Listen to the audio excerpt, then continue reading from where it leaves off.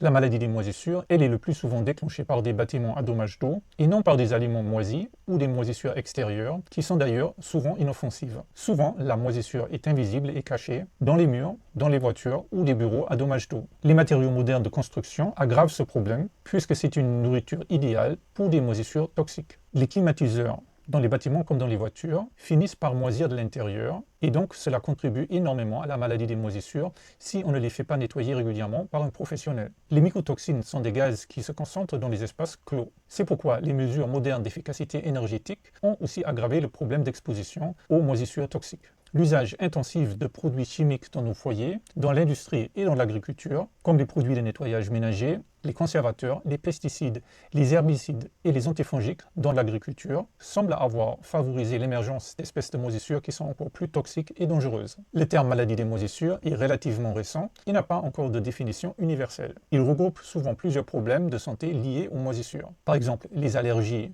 les réactions non allergiques aux moisissures, les infections fongiques invasives comme l'aspergillose pulmonaire, l'intoxication aux mycotoxines, le syndrome de réponse inflammatoire chronique CIRS comme défini par le Dr Shoemaker, les colonies de moisissures internes, l'hyperréactivité aux moisissures, la sensibilité chimique multiple MCS, les composés organiques volatiles VOC, le syndrome d'activation mastocytaire SAMA ou MCAS en anglais, ainsi que la présence d'autres organismes toxiques dans des bâtiments à dommage d'eau, comme certaines bactéries ou algues toxiques. Et finalement, aussi la réactivation de maladies dormantes comme la Lyme chronique, la Bartonella ou le EBV, Epstein-Barr virus.